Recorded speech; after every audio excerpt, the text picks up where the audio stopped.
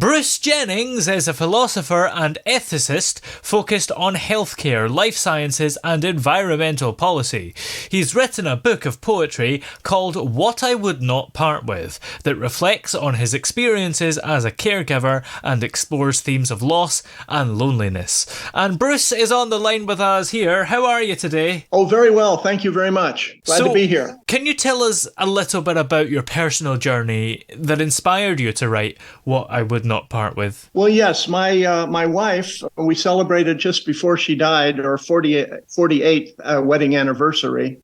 So we spent a lifetime together, and of course, everything was great, in terms of building a family, and our careers were excellent, and I was doing something I loved to do. She was a computer scientist, a mathematician, and she did stuff that she loved to do. But in her 60s, she developed what that's called a meningioma. It's a brain tumor, and she had it removed, and we thought everything was fine. And then it recurred. It grew back, and it couldn't be surgically removed anymore. And eventually it killed her because it put so much pressure on her brain. But there was about 5, 6, 7 years there where she sort of became increasingly disabled physically because of the tumor, but not mentally and cognitively. So she was declining, and she was well aware of it. And I was her primary caregiver, and we had people come in as needed, of course. But it was both a new experience for me and also an experience that I'd spent the preceding 40 years writing about and thinking about and studying, long-term care, end-of-life care in America.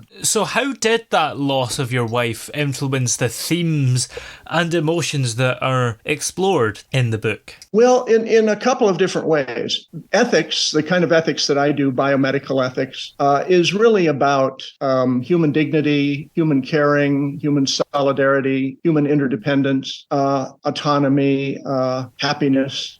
Those are the concepts with which I worked and wrote about. And then when my wife began to become disabled, I had to deal with those ideas and put them into practice. Partly she put them into practice, of course, but I had to help. And that was brand new. And so it was the first time I had ever really given hands-on care. Even with my father and my mother and their dying process, I hadn't had that role. But with her, I had to really help her with almost everything of the daily living. And that was a new experience. And I hope this isn't misconstrued, but doing that kind of care work, that bed and body work, opened up a new kind of intimacy between us. And so I don't mean to leave the impression that this was entirely lost, entirely negative, entirely sadness. It was all of those things, but it was also a kind of new discovery. And I think I did a really good thing by being present, by being with her, even though I couldn't do anything about her progressive disease. Yeah. I could be there, and that's primarily what I was, and that's what I take with me since her death. Because you had that time with her before her death, did that make the grieving easier because you knew that at some point she would pass away? It maybe wasn't as much of a shock as it would be otherwise. Well, I think the answer is probably yes. I feel that, in my heart. In the poems that I wrote, I talk about grief several times, but I don't treat grief as a bad thing. I don't treat it as an enemy that I have to struggle against. Like, you would say, well, I have this terrible depression, I have to struggle against it. But I don't treat grief that way. I kind of personify grief as an advisor, as somebody who whispers in my ear at the day of my wife's death and whispers in my son's ear on the same day and comes back and talks to me from time to time. So grief is an advisor, and grief tells me, and this is the title of the collection of poems, what I would not part with. And I take it from a line from a poem by Robert Frost. And grief in my poems keeps telling me, what you would not part with, you should keep. And that's what I have tried to do, and that's helped me with my grieving and bereavement. She is gone in many ways, but she's still with me in other ways. Not quite so material material and physical as before, but a presence in my life and through my memory and in my life and in the life of my son and his family, which keeps her there. And that's the way I feel. And I try to explain that, or not explain. I try to articulate that in several of the poems in the collection, that people can be less with you in some ways when they die, but more with you in others. And in your book, you mentioned that loss and grief are constant companions as you walk among the trees. What does that actually mean? Well, pretty much what I tried to just say a minute ago. Grief is always with me. It's not something that you can vanquish. It's not something you can banish. But the being with me is not torture. It's not hurting me. It's not interfering with my life. If anything, I try to honor my wife's life and her memory by carrying on myself. And I think that I don't give up. I don't fall into a deep funk and isolate myself. And people might say, well, are you even sad? And I say, of course I'm sad. It's just that the best way for me to stay with her, or for her to stay with me, is for me to keep on keeping on. And can you share some examples from the book that highlight the surprising emergence of new life and continued being and doing? Well, yes. Let me say about the book of poems.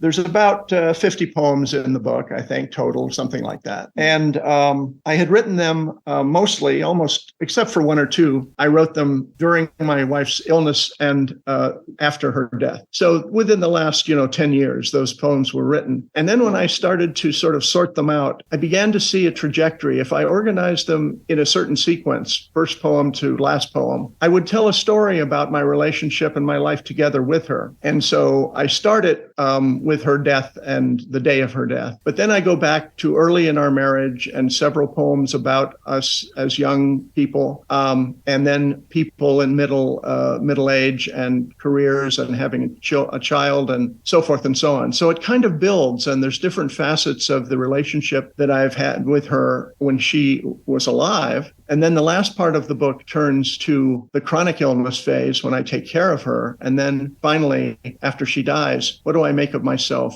after she dies? And how do I keep carrying on? So I didn't really plan this at the beginning, but when I started to think about it and put the poems together in that way, I think each poem stands alone and says a thing, an insight. But if you read them all in sequence, I think you'll see that there's an arc of a storyline there. The storyline of a marriage, the storyline of a relationship, which wasn't always loving and caring and perfect by any means. There's some pretty rough poems there in the middle of the book, but we got through it. And so that's what I feel like I have achieved. And I could take a moment to read a portion of one of the poems that maybe gives you an example of that. But it's up to you. Yeah, that would be good.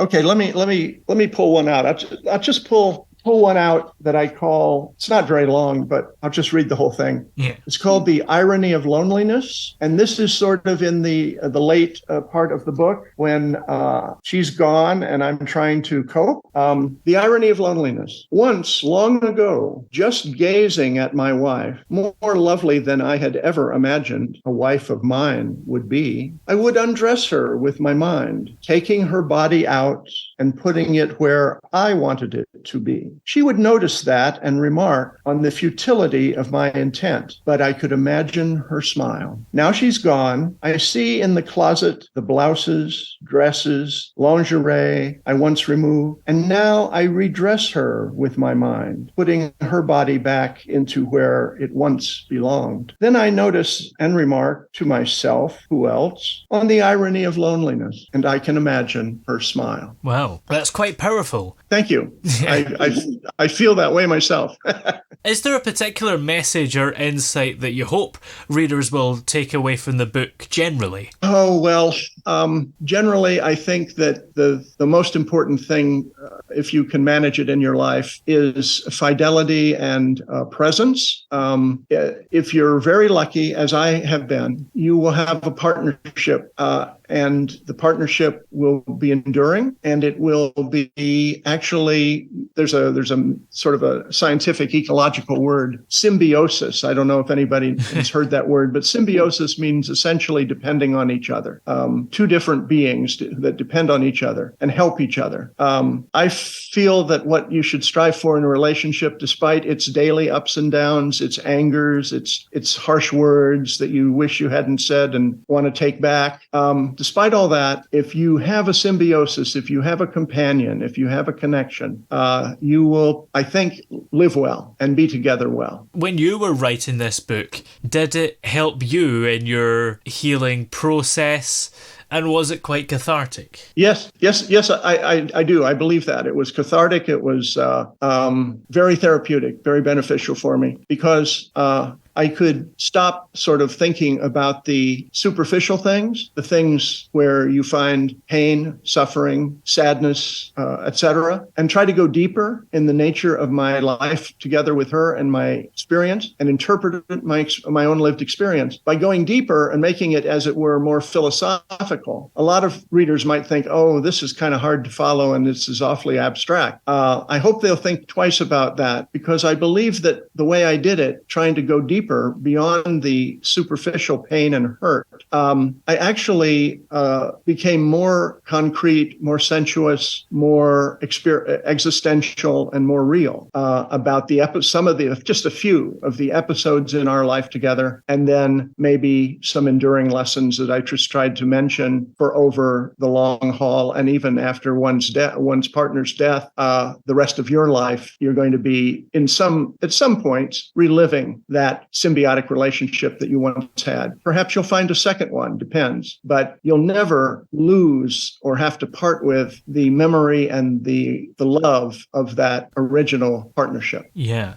And what advice would you give to those who are maybe dealing with loss or grief themselves? Well, give it time. I found it helpful at the very beginnings, very shortly after my wife's death, to lose myself in the activity, a rather complicated one. This was at the height of COVID, of organizing a Zoom memorial service for my wife, which we did and had that about a month after she died. And to do that busy work and make phone calls and line people up and invite some people to speak, all of that stuff, I would lose myself the way when I'm writing, I sort of lose track of what time it is. I kind of lost myself from my grief then, and it helped. And then I'd go back and I'd sit in the evening and I'd think, and that was maybe not the best thing to do, but you see what I mean? So you've got to get busy right away with something important and meaningful and concrete. Come together with your kids if you can.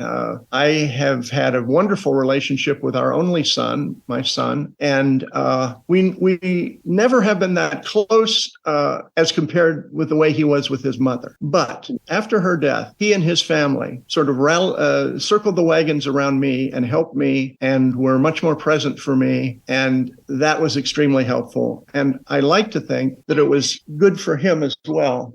I think so. I haven't yet really directly discussed these kinds of things with him. Yeah. I'll get around to it eventually. Well, are you working on any more books at the moment? Well, yes, I am. I have written a lot of books that are scholarly academic books about bioethics and so forth, and public health ethics. And I have written a good deal about climate change, environmental ethics. And I have books in those subject matter areas that are in the works. One of them, there are three of them. One of them is under consideration by a university press, and the others are almost ready to be submitted. So I'm doing that. As far as poetry is concerned, of these 50 poems that I published here, the first time I published a poetry book, I actually have probably about 300. And so if you take 100 of them and throw them out on grounds of poor quality, I still probably have a couple of volumes of poetry ahead of me. And I am seriously going to pursue that for sure. I think I have to get my academic university press book under contract first, and then I can turn back to poetry. In the meantime, this book is called What I Would Not Part With,